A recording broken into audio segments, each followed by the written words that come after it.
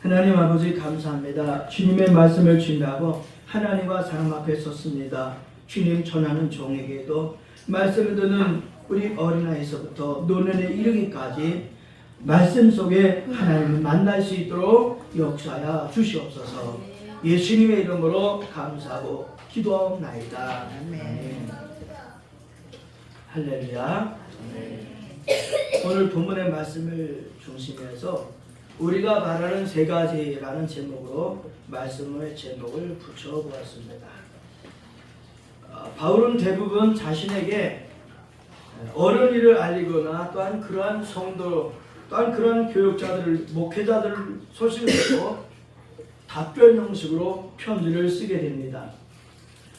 그런데 오늘 이 예배소서는 조금 다른 경우입니다. 왜냐하면 유대인들에게 고발을 당합니다. 그래서 이 고발을 당해서 결국에는 로마에 있는 황제 앞에서 재판을 받게 됩니다. 그 재판을 받게 되는데 그 재판을 받게 된 바울이 로마 감옥에서 예배소 교회에 있는 성도들에게 쓰는 편지 내용이었습니다. 그래서 그 예배소 교회 성도들이 어떻게 해야 될 것인가 라고 하는 것을 오늘 예배소서를 통해서 그들에게 사랑의 메시지를 보냈다는 겁니다.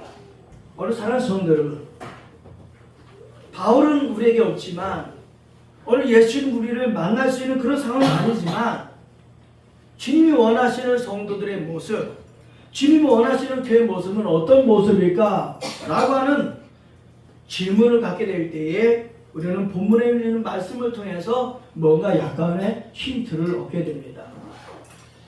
사실 목회자들은 또는 성도들은 생애에 그런 꿈을 꾸게 되죠. 반드시 성지순례를 내 생애에 한 번은 해야 되겠다. 특별히 이슬람 사람들은 그래서 그 성지순례를 하기 위해서 모든 것을 모은다고 하죠. 왜? 평생에 그 성지를 가보는 것이 그들의 소원이 되기 때문에. 그런데 제가 아는 인천의 어떤 목사님이 제가 SNS를 보니까는 목사님과 사모님이 성지순례를 하고 계시더라고요.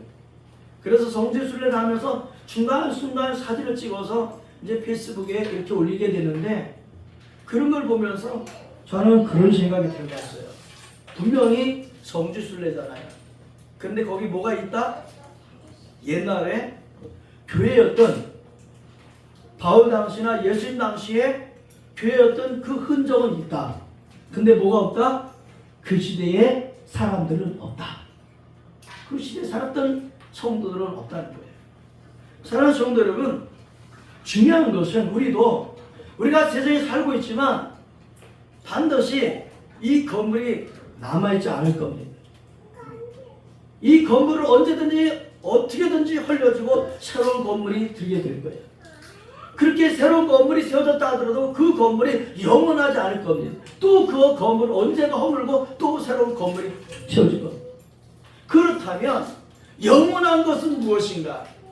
영원한 것은 예수님이신 줄로 믿습니다. 아멘. 영원한 것은 하나님의 나라가 된 줄로 믿습니다. 아멘. 영원한 것은 구원받은 성도의 영혼이 영원하다는 거예요.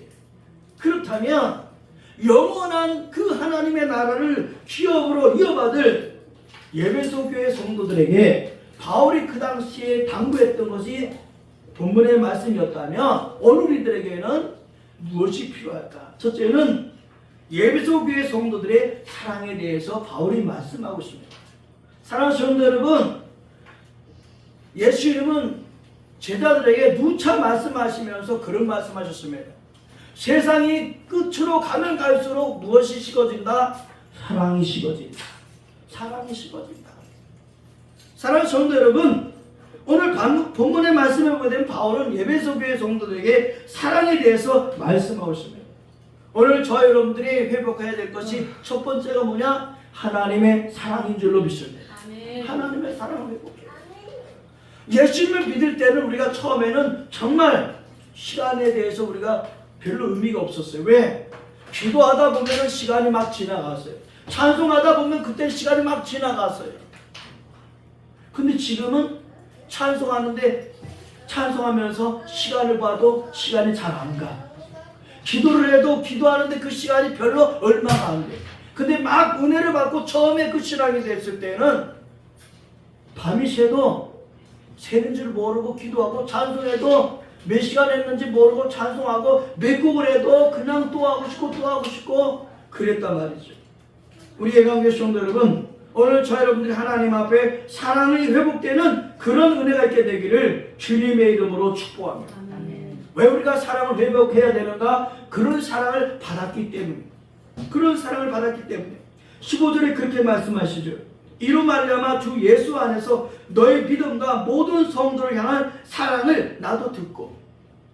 바울은 주님의 사랑을 알았어요. 하나님의 사랑을 알았어요. 그 사랑을 알았기 때문에 예배소 교회나 가는 곳곳마다 교회를 세우게 돼요. 전도를 하게 돼요. 왜? 그 예수님의 사랑을 전하지 않으면 안 될 것 같아서 가는 곳곳마다 복음을 전했고, 복음을 전할 때마다 거기에 교회가 만들어지게 됐다는 거죠. 그러므로 사랑하는 성도 여러분, 예배소 교회 성도들은 바울을 통해서 들었던 복음, 그 말씀에 하신 하나님의 사랑으로 그들은 사랑이 풍성한 교회가 됐습니다. 오늘 우리 예강교회도 사랑이 풍성한 교회요, 또한 그 사랑으로 하나가 되는 교회가 되기를 예수님의 이름으로 축복합니다. 바울은 그의 삶 속에 평생을 그의 마음을 강하게 붙잡고 있는 것이 있었는데, 그게 뭐냐면 바로 하나님 자기를 사랑하셨다는 거예요. 자기를 사랑하셨기 때문에 자신을 위해서 예수를 보내셔서 그를 십자가에 달려 죽게 하셨다는 이 사랑의 메시지가 그에 있었을 때 그는 그 어떤 것에도 굴하지 않았다는 거예요. 그래서 매맞는 것도 무서워하지 않았고 죽음도 두려워하지 않았다는 거예요.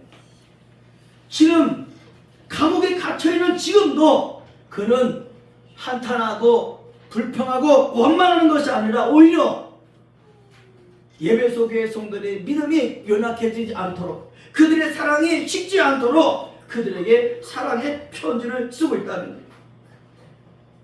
바울은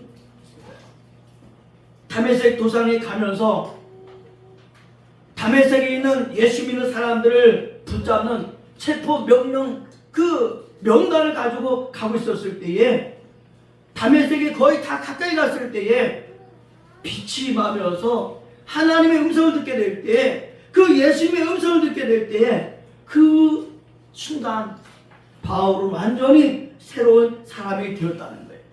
그리고 그 사실을 통해서 그는 가는 곳곳마다 예수님의 사랑을 전하는 그러한 메신저가 되었습니다.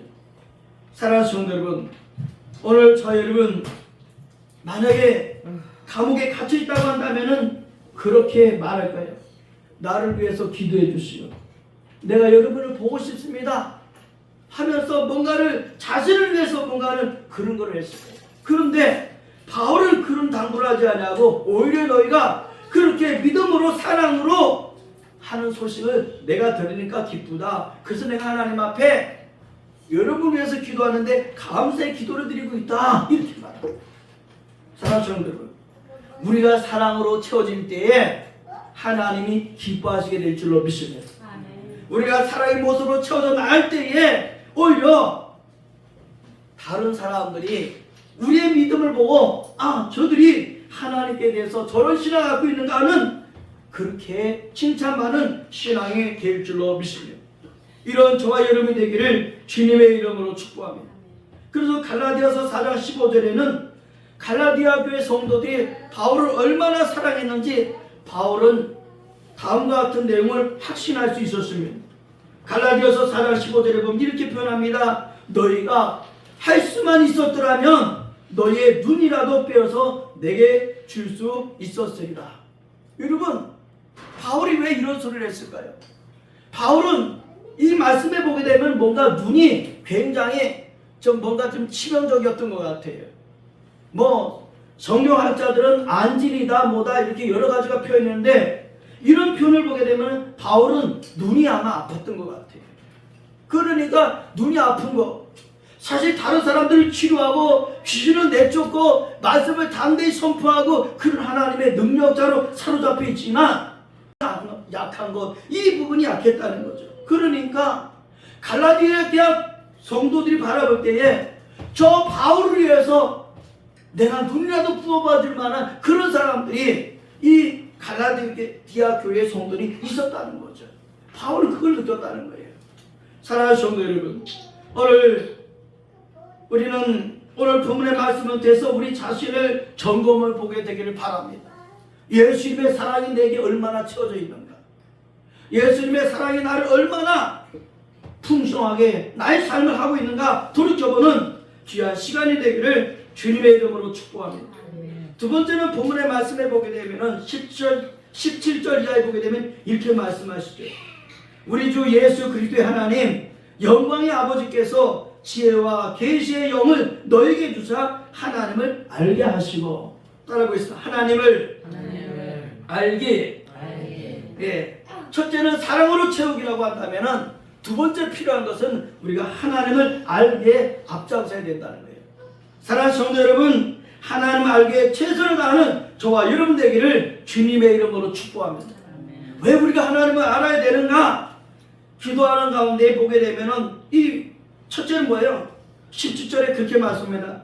우리 주 예수 그리스도의 하나님 영광의 아버지. 우리 아버지.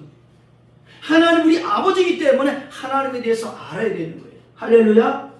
우리 하나님을 어떤 하나님으로 아느냐, 우리 아버지를 어떤 아버지로 아느냐에 따라서 나의 역할이 달라지게 되는 거예요. 내 아버지가 어떤 아버지가 되느냐에 따라서 아버지 아들로서의 나의 역할이 달라진다는 거예요. 사랑하는 성도 여러분, 우리 하나님은 우리의 아버지가 되셨습니다. 믿습니까? 근데 그 하나님 우리 아버지가 때로는 나와 같이 있는 것처럼 느낄 때도 있고, 때로는 옆에 계신 것처럼 느낄 때도 있고, 때로는 뭔가 좀 어디 출자가 계신 것처럼 느낄 때도 있고, 하나님하고 나하고 때로는 아무런 관계가 아닌 것처럼 느껴질 때도 있습니다. 근데 우리는 지금 하나님을 어떻게 알고 계십니까?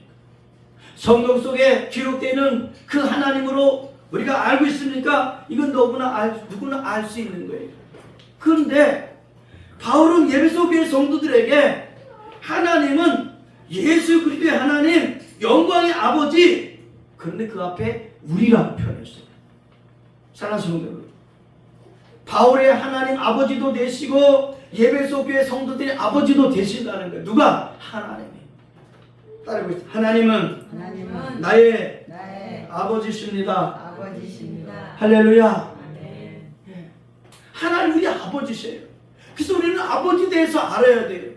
아버지에 대해서 안다고 하는 것은 아버지께서 우리에게 원하시는 것이 무엇인지를 안다라는 의미도 되는 거예요. 그러면서 우리는 역사를 한번 볼 필요가 있어요. 호세아 6장 3절에 보게 되면은 호세아라고 하는 사람이 살았던 시대가 있었어요. 호세아 6장 3절에 이렇게 말씀합니다. 그러므로 우리가 여호와를 알자, 힘써 여호와를 알자. 그의 나타나심은 새벽빛같이 어김이 없나니 비와 같이 땅을 적시는 늦은 비와 같이 우리에게 임하시리라 하니라. 할렐루야. 아멘. 예. 이 호세아 시대에 이스라엘 백성들이 하나님을 외면합니다. 그들이 하나님이심에도 불구하고 하나님에 대해서 외면해요. 하나님을 기뻐하지도 않고 하나님을 섬기지도 않고 오히려 우상을 섬기고 하나님은 그냥 지식적인 하나님으로만 아는 거예요. 그래서 하나님은 호세아라는 선지자를 통해서 이스라엘 백성들이 하나님을 향해서 돌아오도록 호세아 선지자를 세우셨다는 거예요. 그리고 이스라엘 백성들을 어떻게? 영광의 아버지께서 지혜와 계시의 영을 주사, 이렇게 표현합니다. 하나님을 아는 방법은 뭐냐? 바로 지혜와 계시의 영이 임할 때 하나님을 알게 된다는 거예요. 사랑하는 성도 여러분, 하나님께서 우리에게 지혜를 주셔서 계시를 주셔서 하나님을 알 수 있도록 기도하는 저와 여러분 되기를 주님의 이름으로 축복합니다. 지혜에 대한 말씀을 성경에 찾아보게 되면은 잠언서예요. 근데 이 잠언서 말고 지혜에 대해서 가장 많이 기록된 말씀이 출애굽기예요. 근데 그 출애굽기에서도 언제 지혜라는 말씀이 많이 기록됐냐면 하나님의 법궤, 하나님을 향한 제사장, 의복, 하나님을 섬기는 데에 이렇게 지혜라는 말씀이 많이 등장하고 있다는 거예요. 다시 말하면 하나님이 지혜를 주시지 않으면 우리는 하나님을 알 수가 없다는 거예요. 그래서 성경의 말씀을 보게 되면 이렇게 표현합니다. 출애굽기 28장 3절에 보게 되면 이렇게 말씀해요. 너는 무릇 마음의 지혜는 모든 자 곧 내가 지혜로운 영으로 채운 자들에게. 지혜는 어떻게 된다고요? 하나님이 지혜를 채워주셔야 지혜로운 자가 된다고요. 할렐루야. 이 하나님이 지혜를 채워주신 자가 하나님을 위해서 일을 하게 되는 거예요. 오늘 사랑하는 성도들, 하나님 앞에 하나님 지혜를 채워주세요 라고 하는 기도가 있게 되기를 주님의 이름으로 축복합니다. 출애굽기 31장에 보게 되면 또한 계속 그렇게 말씀해요. 31장 6절에 보면 이렇게 말씀하시죠. 지혜로운 마음이 있는 모든 자에게 내가 지혜를 주어. 그런가 하면은 출애굽기 35장 10절에 이렇게 말씀합니다. 무릇 너희 중에 마음이 지혜로운 자는 와서 여호와께서 명하신 것을 다 만들지. 그러니까 하나님이 쓰시는 사람들은 어떤 사람들이냐? 먼저 하나님이 그에게 은혜를 주시고 지혜를 주신다는 거예요. 그리고 그 지혜를 받은 사람들이 하나님을 위해서 일할 수 있게 된다는 거죠. 사랑하는 성도 여러분, 오늘 저와 여러분이 하나님을 위해 일을 위해서도 하나님의 지혜가 필요합니다. 그래야 우리의 삶이 하나님이 받으시는 삶이 될 수 있다는 거죠. 그런가 하면은 왕 중에 왕이라고 하는 솔로몬이 하나님 앞에 기도했던 내용이 있었습니다. 그런데 하나님이 왜 솔로몬에게 그와 같은 위대한 왕으로 만드셨을까? 라고 하는 것을 묵상하면서 찾다 보니까 여기에 좀 힌트가 있더라고요. 열왕기상 3장에 보게 되면은 그렇게 표현해요. 솔로몬이 여호와를 사랑하고, 솔로몬이 여호와를 사랑하고. 하나님이 솔로몬을 위대한 왕으로 만들어 주셨어요. 근데 그 위대한 왕으로 만들어 주셨는데 왜 그랬을까? 우리가 대략은 그렇게 이해하거든요. 하나님 앞에 1천 번제를 드렸다. 그래서 솔로몬 그러면 1천 번제를 드린 왕, 이렇게 우리가 답을 하거든요. 근데 그거 전에 솔로몬은 어떤 사람이었느냐? 솔로몬은 여호와를 사랑한 사람이었다.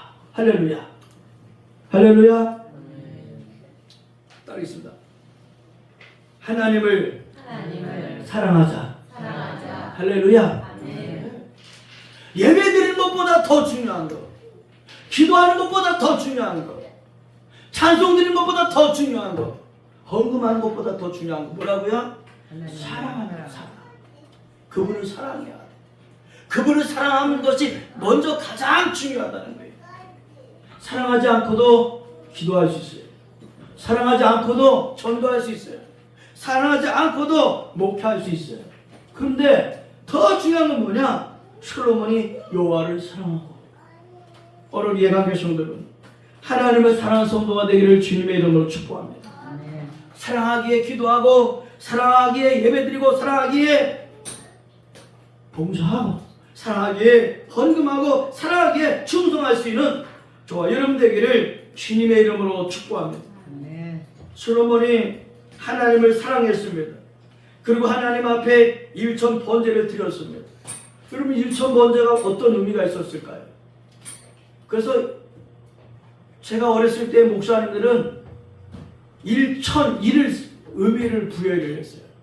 왜냐하면 우리는 제사를 진다는 유교적인 개념에서는 제사는 하루에 한 번에 드리는 걸로 생각을 했거든요.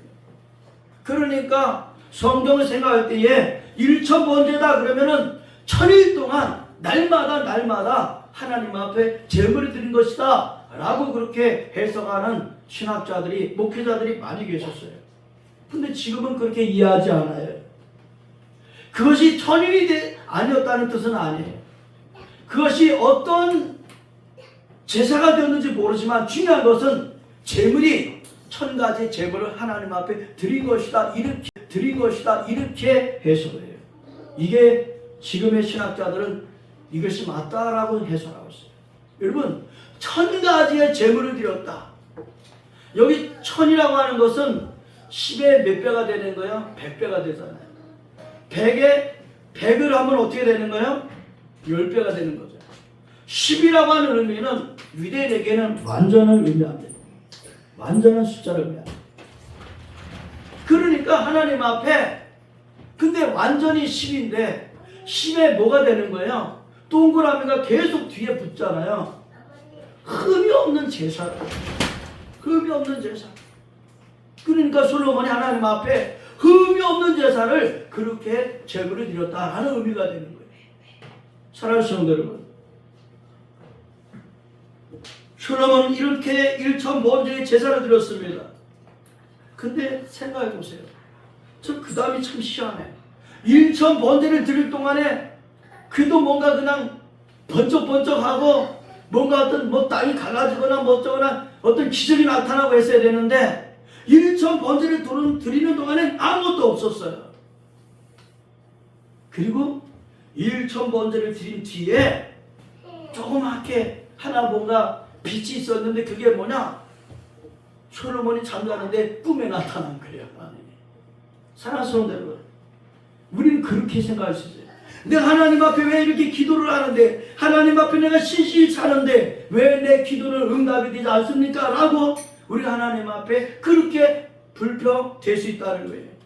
그렇지라도 하나님 앞에 전적으로 맡기고 하나님께 뜻을 구하는, 하나님의 간섭하심을 구하는 저와 여러분 되기를 주님의 이름으로 축복합니다. 기도는 뭐냐?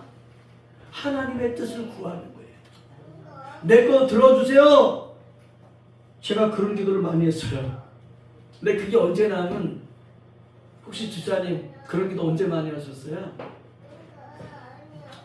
내 거 들어주세요 라고 할 때는요, 제가 예수님 처음 믿을 때예요. 그리고 내가 어릴 때마다 내 거 먼저 해주세요 라고 했거든요.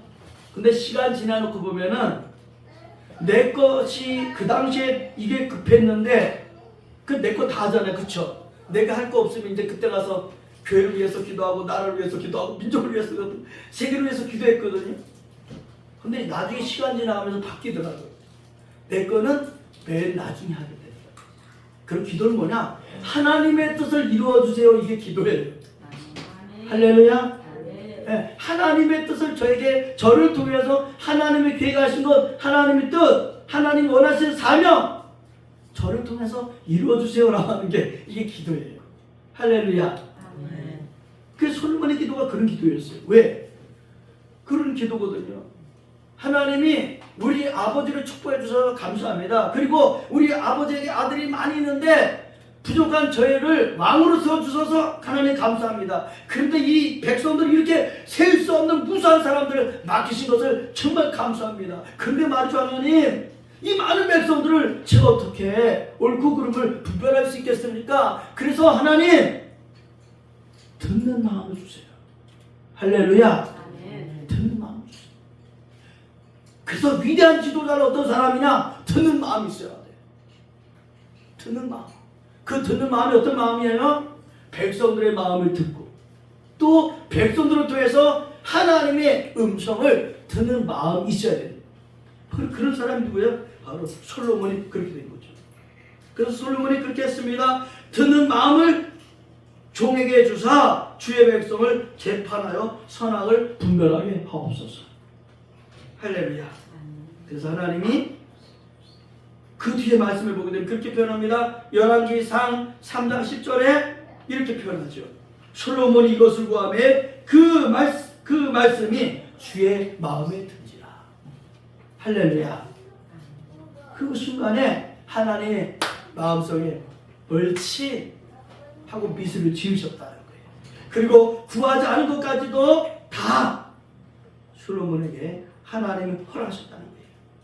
그래서 오늘 어떻게 된다고? 두 번째는 하나님 알기. 할렐루야. 세 번째는 오늘 말씀해 보게 되면은 18절 19절에 있는 말씀인데요. 따르겠습니다. 소망. 소망. 할렐루야. 아멘. 네. 소망으로 채우기입니다. 하나님의 소망으로 채우기. 18절 그렇게 말씀합니다. 너의 마음의 눈을 밝히사 그의 부르심의 소망이 무엇이며 성도 안에서 그 기업의 영광의 풍성함이 무엇이며 그 힘의 위력으로 역사하심을 따라 믿는 우리에게 베푸신 능력이 지극히 크심이 어떠한 것을 너희로 알게 하시기를 구하노라. 할렐루야. 여기 그렇게 말씀합니다. 그의 부르심의 소망이 라는 말씀이 있어요. 그러니까 쉽게 말한다면 무슨 말씀이냐? 하나님이 너에게 원하시는 것, 이 말씀이 되는 거예요. 나의 소망이 아니라 하나님이 너희를 구원하시고 너희를 자녀 삼으셨는데 그런 너희를 향해서 하나님의 소원이 뭐냐? 이걸 다른 말로 표현할 때는 우리는 사명이라고 표현합니다. 우리에게 맡겨진 하나님의 일, 이게 사명이 되는 거죠. 사랑하는 여러분, 오늘 하나님은 저와 여러분들에게 하나님의 원하시는 것을 맡기셨어요. 하나님은 저와 여러분에게 하나님의 일을 맡기셨어요. 그것을 우리는 사명이라고 말합니다. 그것이 아버지의 자리가 사명일 수도 있어요. 어머니의 자리가 사명일 수도 있어요. 집사의 자리가 사명일 수 있어요. 자녀의 자리가 사명일 수 있어요. 우리는 어떤 자리에 있든지 간에 그 주어진 자리가 하나님 원하시는 자리라면 사명인 줄로 믿습니다.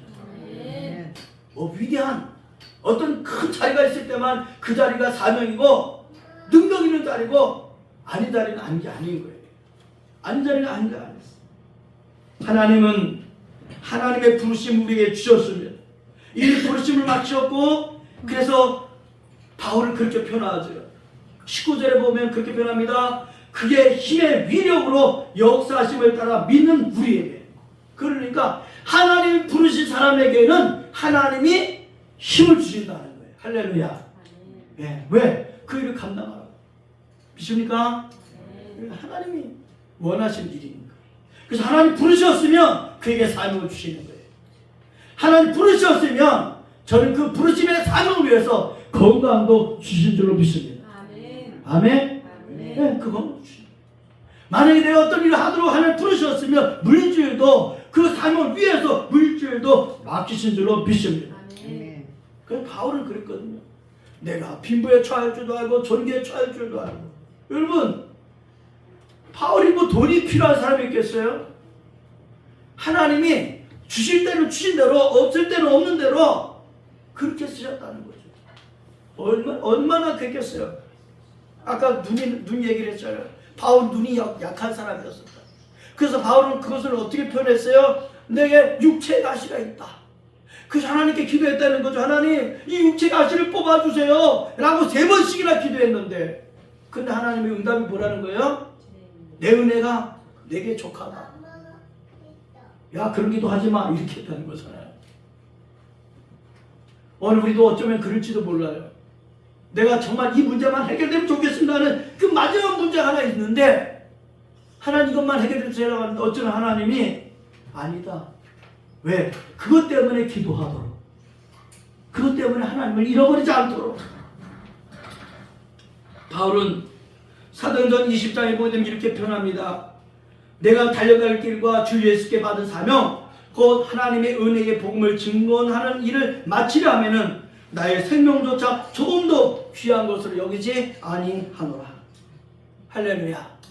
예, 그는 자기에게 하나님의 일이 맡겨졌다는 것을 알았고 그것을 마치기 위해서 조금도 목숨을 아깝게 생각하지 않았다는 것. 오늘 우리 가운데 성도들 하나님의 소망이 처지는 그래서 그 하나님의 일을 이루는 우리 모두가 되어지기를 예수님의 이름으로 축복합니다. 기도하겠습니다. 살아계신 하나님 아버지 주님의 사랑 가운데를 고맙고 감사합니다. 오늘 하나님의 은혜 가운데 6월 첫 주에 하나님 앞에 말씀을 통해서 은혜를 받기를 원합니다. 하나님 우리에게 원하시는 일들을 잘 이룰 수 있도록 성령 하나님 동행하여 주시옵소서. 예수님의 이름으로 감사하고 기도하옵나이다. 아멘.